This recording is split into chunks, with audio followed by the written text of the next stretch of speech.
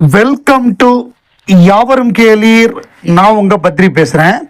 தமிழ் சினிமாவோட வியாபாரத்தில் கொரோனா காலத்தில் அந்த ஓடிடி நிறுவனங்கள் மிகப்பெரிய விலை கொடுத்து படங்கள் எல்லாம் வாங்கினாங்க. அது ஹீரோக்களோட சம்பளம் மிகப்பெரிய அளவு ஏறுறதுக்கு மிக முக்கியமான காரணமாக இருந்தது.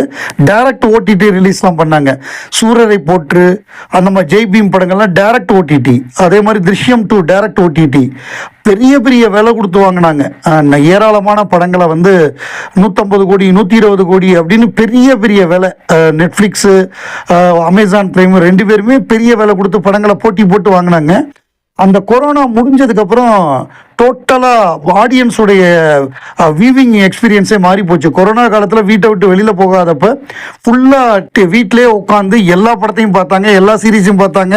உலகத்தில் உள்ள வெவ்வேறு மொழிகள் படங்கள், வெவ்வேறு சீரீஸ் பார்த்தாங்க. ஆனால் வெளியில் போகிற அப்புறம் அது எல்லாமே மாறிடுச்சு. அந்த அளவுக்கான வரவேற்பு இல்லை. இப்போ டோட்டலாக சேட்டலைட் அண்ட் ஓடிடி மார்க்கெட் சுத்தமாக, அதாவது சேட்டலைட் மார்க்கெட் சுத்தமாக படுத்துருச்சு. இப்போ ஓடிடி இப்போ என்னென்னா லேட்டஸ்ட்டாக நெட்ஃப்ளிக்ஸ் என்ன முடிவு பண்ணியிருக்காங்கன்னா, சவுத் இந்தியன் மூவிஸை மிகப்பெரிய விலை கொடுத்து வாங்குறது அப்படிங்கிறத நிப்பாட்டிடுவோம் அப்படின்னு முடிவு பண்ணியிருக்காங்க. ஏன்னா பெரிய பெரிய விலை கொடுத்து வாங்கினதெல்லாம் டல்லாக தான் பெர்ஃபார்ம் பண்ணுது, ஆடியன்ஸ் ரொம்ப என்ஜாய் பண்ணுறது இல்லை அப்படிங்கிற மாதிரியாக லேட்டஸ்ட் ரிப்போர்ட்டாக இப்போ விஜய் நடித்த ஜனநாயகன் படமே ரொம்ப கம்மியான விலை 80 கோடிக்கு தான் போயிருக்கு அப்படிங்கிறாங்க. அதாவது 100 கோடி 120 கோடி 130 கோடி 149 புள்ளி தக் லைஃப்லாம் 150 கோடிக்கு போச்சு. அந்த மாதிரி விலைக்கு போச்சு. கூலியெல்லாம் 120 கோடிக்கு போச்சு. அந்த மாதிரி 100 கோடி 120 கோடி இந்தியன் 3 பெரிய விலைக்கு போச்சு, ரெண்டு பார்ட்டும் சேர்த்து. ஸோ ஒரு பார்ட் தான் ரிலீஸ் ஆயிருக்கு, அதாவது இந்தியன் 2 தான் ரிலீஸ் ஆயிருக்கு. இந்தியன் 3 இன்னும் ரிலீஸ் ஆகாமே கிடக்கு. அதான் எல்லாருக்குமே பிரச்சனை. இப்போ ரஜினிகாந்த் கூலி அவங்க எதிர்பார்த்தது வேற, நடந்தது வேற. இப்போ அடுத்த படத்துக்கு இயக்குனர்கள் அப்படிங்கிறது சிரமமாக இருக்குது. சுந்தர் சி வேணான்ட்டு போயிட்டாரு. ஸோ அவருக்கு இயக்குனர் பார்க்குறதுங்கிறது சிரமமாக இருக்குது. இப்போ அஜித் எடுத்துக்கிட்டோன்னா, அஜித்துக்கு தயாரிப்பாளர் கிடைக்கிறது கஷ்டமாக இருக்குது. அவர் 180 கோடி கேட்டால் இப்போ இருக்கிற வியாபாரம், ஏன்னா ஓடிடி வியாபாரம் இல்லை, சேட்டலைட் வியாபாரம் இல்லை, ஏன்னா அவருடைய குட் பேட் அக்லியே வியாபாரமாகாமல் கிடக்கு, விடாமுயற்சி வியாபாரமாகாமல் கிடக்கு. அப்படி இருக்கிறப்ப எப்படி அடுத்தடுத்து பண்ண முடியும்? சேட்டலைட்லாம் வியாபாரமாகல, விடாமுயற்சி. அப்படி இருக்கிறப்ப அவங்க என்ன பிளான் பண்ணுறாங்க அப்படின்னா, 80 கோடி தான் தருவோங்கிறாங்க ஏஜிஎஸ். அவர் பல தயாரிப்பாளர்களை போய் பார்த்துட்டாரு. அந்த நிலைமையில அஜித், விஜய் விஜய் படமே இவ்வளவுக்கு தான் போயிருக்கு. அவரோட விஜயோடைய தேட்டரிக்கல், தமிழ்நாடு தேட்டரிக்கல் வாங்குறதே சிரமமாக இருக்குது. ரோமியோ பிக்சர்ஸ் ராகுல் வாங்கலை. அதை பிரித்து 5 பேர்கிட்ட விற்க போகிறோன்னு சொல்கிறாங்க.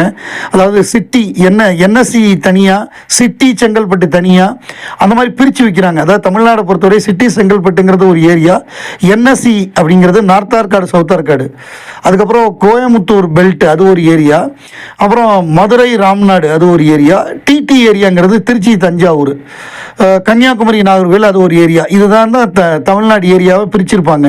அதை தனித்தனியாக விற்கிற மாதிரியாக ஏற்பாடு பண்ணியிருக்காங்களாம்.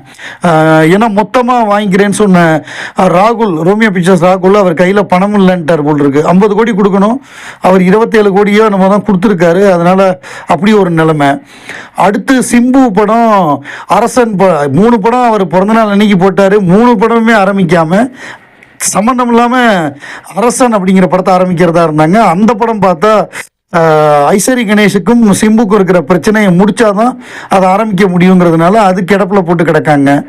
கார்த்திக்கு 2-3 படம் வியாபாரமாகாமல் கிடக்கு. டிசம்பர் 12 வாவாத்தியாரே பண்ண முடியுமா முடியாதான்னு மிகப்பெரிய பொருளாதார சிக்கலில் ஸ்டூடியோ குரூன் நிறுவனம் இருக்குது. ஸோ அப்படி இருக்கும் பொழுது ஒவ்வொரு படமுமே பிரச்சனையில் இருக்குது. சூர்யா படத்தை கருப்பு அது வியாபாரமாகாமல் இருந்து இப்போ தான் அது ஓடிடி வியாபாரமாகி ஜனவரி 23 வருங்க. வில்லங்கமான தேதி பொங்கலுக்கு வரணும், இல்லைன்னா ஏப்ரலுக்கு வரணும். சம்பந்தம் இல்லாமல் ஜனவரி 23ன்னா ரொம்ப ரொம்ப சிரமப்படும் அந்த படம். இந்த மாதிரி ஒவ்வொருத்தரோட படமும் எடுக்கிறதுக்கு ரொம்ப ரொம்ப சிரமமாக இருக்குது. இப்போ நம்ம உலகநாயகன் கமலஹாசன் எடுத்துக்கிட்டா, அவர் எல்லாமே டெக்னீஷியன்ஸ்லாம் முடிவு பண்ணியாச்சு, கதை முடிவு பண்ணியாச்சு, KH237 டைரக்ஷன் முடிவு பண்ணியாச்சு, அன்பறிவு மாஸ்டர்ஸ் டைரக்ட் பண்ணுறாங்க, ஜேக்ஸ் பிஜாய் மியூசிக்கு, கேமராமேன் நம்ம ஆடு ஜீவிதம் படத்துக்கு அதே கேமராமேனு, மலையாள எடிட்டரு, எல்லாமே பக்காவாக ஷாம் புஷ்கரன் அவர் தான் இந்த கதையை எழுதுறாரு. இவ்வளோ தூரம் முடிவு பண்ணி ஆனால் அந்த படம் வந்து இன்னும் ஷூட்டிங் போகாமல் இருக்காங்க. என்ன காரணம்னு தெரியலை.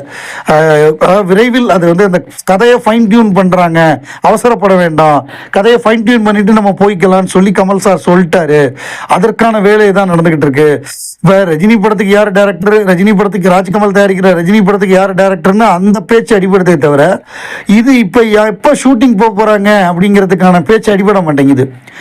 நேற்று தான் இந்த யூனிட்டோட எல்லாம் இருக்கிற மாதிரி ஒரு பிக்சர் பார்த்தேன். அதை பார்த்தோன்னே ஒரு நம்பிக்கை வந்தது, வெகு விரைவில் இவங்க ஷூட்டிங் போயிடுவாங்க அப்படின்னு. KH-237 ஷூட்டிங் போய் படப்படன்னு படத்தை முடித்து ரிலீஸ் டேட்டை லாக் பண்ணி அதெல்லாம் பிளான் பண்ணி கரெக்டாக பண்ணாங்கன்னா நல்லாயிருக்கும்.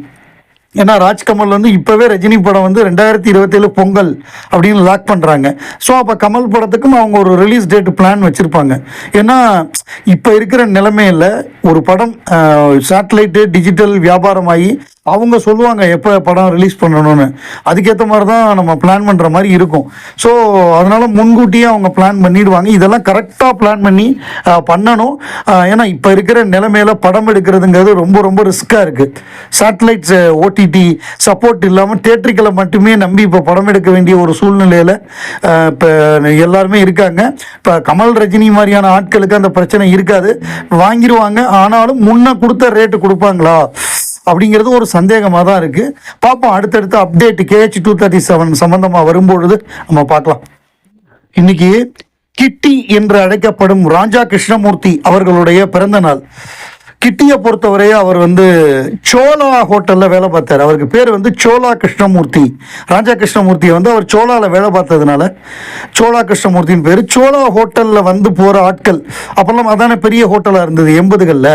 ஸோ அப்படி அவர் வந்து சாருஹாசனுக்கு பழக்கமாகி அதுக்கப்புறம் கமலுக்கு ஃப்ரெண்ட் ஆகி, ஸோ அந்த மாதிரி அவர் வந்து மணிரத்னத்துக்கிட்ட நாயகனில் அவரோட அசிஸ்டன்ட் டைரக்டராக வேலை பார்த்து அதில் நடித்து அவர் வந்து கமலுக்கு அப்பாவாக நடித்தார்.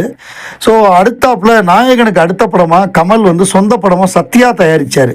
அது அர்ஜுன்கிற ஒரு படம். அது வந்து ஹிந்தியில் வந்து சன்னி தியோல் நடித்த படம். ஜாவித் அக்தர் கதவசனம் அவங்களுடைய இதில் வந்தது. அதை வந்து தமிழில் ரீமேக் பண்ணாங்க.